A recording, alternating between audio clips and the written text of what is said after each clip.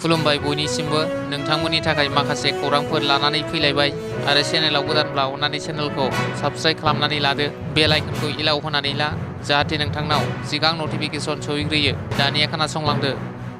गिबि खौराङाव दङ जुबिन गार्गनि थार बिजिरनाय मोननांगौनि दाबिजों क'क्राझाराव आसुआ गोख्रों खुद्रि सारनायजों होख्रावदों। मुंदांखा बयजोंबो अनसायजाग्रा मेथाइ रोजाबगिरि जुबिन गार्गनि हरखाब रुंसारि जानायनि थार बिजिरनाय नागिरनानै क'क्राझार जिल्ला आसुआ फरायसाफोरखौ लाना गोख्रों सोमावसारदों आरो दायनिगिरिखौ गोख्रों साजा होनांगौनि दाबि खालामदों। आसुनि लेङाइ आफादगिरि नबज्यति राय आरो गुबुन गुबुन बिबाननि बिबानगिरिफोरा।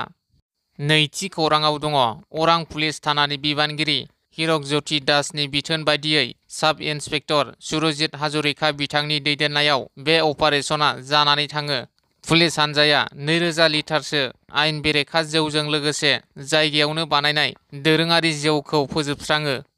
थामथि खौराङाव दङ क'क्राझारनि सान्दामारियाव रुंसारि जुबिन गार्गनि 53थि जोनोम सान आरो पार्क लुफुंनो अन्थाइ खाम्फा गायसनदों। बिटिसिनि चिफ हाग्रामा महिलारिया आइटि पार्कनि साखाथियाव थानाय 30 बिगा हायाव समायना रमायना जुबिन पार्क लुफुंगोन बिटिसि सरकारा आरो बे पार्कखौ बानायनायाव 20 निफ्राय 30 कौटिनि गेजेराव जागोन होनना बिटिसिनि चिफ हाग्रामा महिलारिया फोरमायदों आरो जुबिननि 53थि जोनोम सान फालिथाय हाबाफारियाव हाग्रामा महिलारिनि गेदेर फोसावथाय जुबिन गार्ग फरायलांनाय बिजनी आरो तामुलपुरनि फरायसालिखौ जौगाखांहोनो बिटिसि सरकारा गासैबो बिथिङाव मदद खालामगोन होननानै बुंथिदों।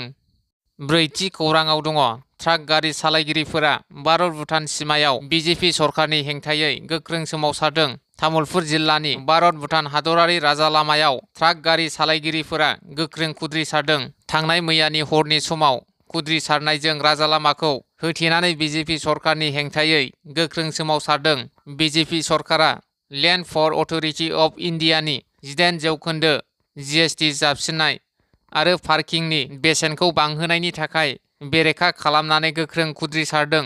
बिथांमोना अजद होनाय बादिब्ला सिगांनि रुजुनायाव ट्राक आरो ट्रेलर बिगोमाफोरनि पार्किंनि बेसेनखौ 4 निफ्राय 5 गुन बांहोनानै रांखावरियाव नारसिनदों। बिजेपि सरकारा गारि सालायगिरिफोरा कास्टम बिफानजों बिसोरनि खामायनायनिफ्राय जानगाराव थानो गोनां जादों जायनि थाखाय सोमावसारगिरिफोरा बिजेपि सरकारनि हेंथायै रागा जोंनानै सोमावसारदों।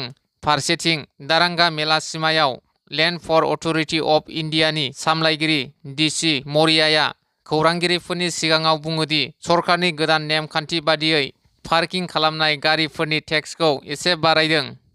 बाथि खौराङाव दङ गलाघाट जिल्ला इउबिपिअआ बिकेडब्लिउएसि जेंनाखौ थाबैनो सुस्रांनांगौनि दाबिजों सोमावसारदों।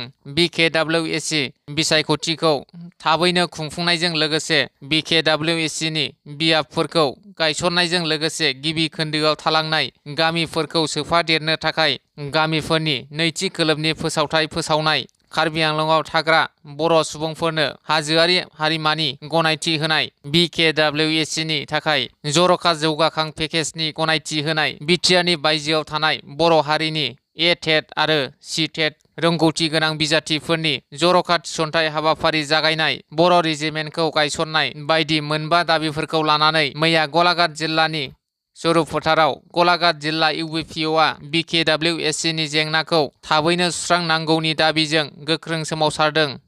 द'थि खौराङाव दङ गोजोनथाव खौरां दैदेन बरगयारिया 15 नबेम्बरनिफ्राय 16 नबेम्बरसिम खुंजानाय 13थि इउकेएए इयुथ काराटे स्टेट चेम्पियनशिप 2025आव सिलभार मेडेल देरहानो हादों। स्निथि खौराङाव दङ बिजनी बल्लामगुरिनि एनियनिया रयआ 13थि इउकेएए youth karate state championship 2025 kumite बादायलायनायाव सिलभार मेडेल देरहानो हादों आरो केएटीए बादायलायनायाव ब्रन्ज मेडेल देरहानो हादों। बिथाङा जानो गोनां 5थि केआइअ नर्थ इस्ट काराटे चेम्पियनशिप 2026 नि थाखाय सायख'जाबाय।